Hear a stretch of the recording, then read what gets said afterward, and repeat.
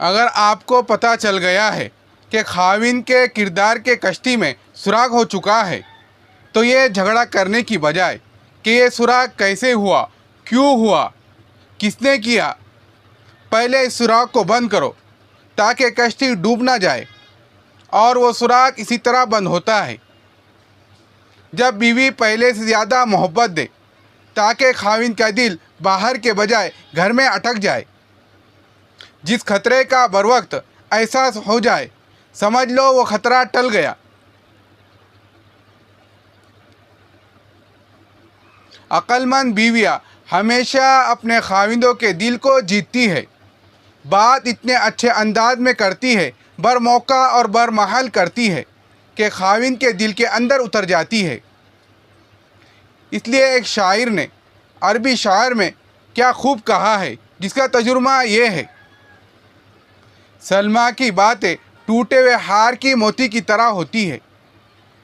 اس کا مطلب یہ ہے کہ اس کو اپنی محبوبہ کی باتیں ایسی لگتی ہے جیسے ٹوٹے ہوئے ہار کے جو موتی ہے جو جھڑ رہے ہیں۔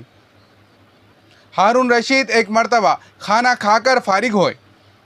اس کا خیال بنا کہ کھانا کھائے ہیں، ذرا باہر نکلتے ہیں۔ اس نے اپنے بیوی سے کہا، چلو چاندنی رات ہے، ذرا باہر چل کر چہل قدمی کر لیتے ہیں۔ بیوی کہنے لگی، امیر المؤمنین، آپ دو سوکنے جمع کیسے کر سکتے ہیں؟ آپ کیوں خوش ہوں گے؟ اس نے کہا، کیا مطلب؟ ایک طرف میرا چہرہ ہے، ایک طرف چاند ہے، دو سوکنوں کو آپ کیسے جمع کریں گے؟ بات سن کر ہارون رشید خوش ہو گیا۔ اس طرح بیویاں ایسے عقل مند کی باتیں کرتی ہے جس سے خاوند کے دل میں اس کی اور زیادہ محبت پیدا ہو جاتی ہے۔ ایک مرتبہ ہارون رشید نے بیوی کو بتایا، دیکھو سورج گرہن لگ گیا۔ وہ دیکھو سورج گرہن لگ گیا ہے۔ وہ دیکھ کر کہنے لگی کہ دیکھو حقیقت یہ ہے کہ سورج نے جب میرے حسنوں کو دیکھا تو حسنوں کو دیکھ کر آگ بگولا ہو گیا، اور آگ بگولا ہو کر اس نے پردہ کر دیا، اس لیے سورج گرہن نظر آ رہا ہے تو یہ الفاظ ہی، لیکن الفاظ ہی دوسرے کے دل کو خوش کر دیتے ہیں۔ کہتے ہیں زیب النساء مخفی، جو بڑی شاعرہ بھی تھی اور وقت کی شہزادی بھی تھی، ایک مرتبہ باغ کے اندر چہل قدمی کر رہی تھی۔ اس کا منگیتر عاقل خان وہ بھی کہیں سے اس طرف آ نکلا۔ اس نے کیا کیا؟ چند پھول توڑے اور ان کا گلدستہ بنا کر زیب النساء کو تحفہ پیش کیا۔ اب یہ شاعرہ تھی۔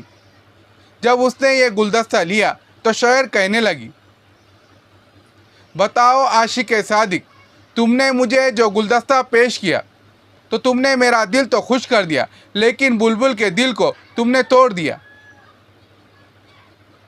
کہ پھول توڑنے سے بلبل کا دل افسردہ ہوتا ہے۔ تو کیسا اس نے اچھا اچھوتا انداز اپنا کر بات کہی کہ اے عاشق،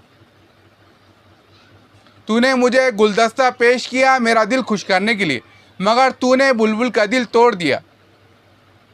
عاقل خان بھی آخر عاقل خان تھا، آگے سے کہنے لگا، اے ناظرین، میں نے اپنے ہاتھوں کی زیب و زینت کے لیے گلدستہ پیش نہیں کیا، بلکہ آپ کی موجودگی میں یہ پھول اپنے حسن و جمال کا دعویٰ کر رہے تھے، لہٰذا میں نے ان قیدیوں کو جکڑ کر آپ کی خدمت میں پیش کیا۔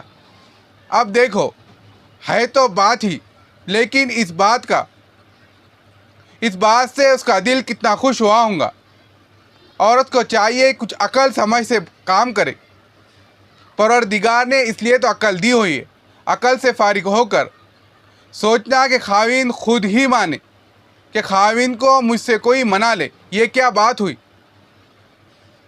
ہارون رشید کی ایک بیوی بہت خوبصورت تھی اور زیور نہیں پہنتی تھی۔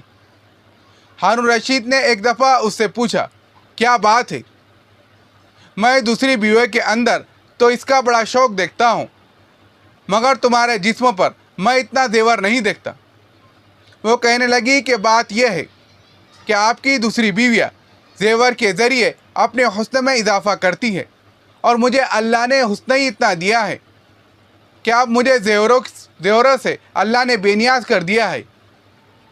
ایک مرتبہ ہارون رشید اپنی بیوی کی گود میں سر رکھ کر سو گیا۔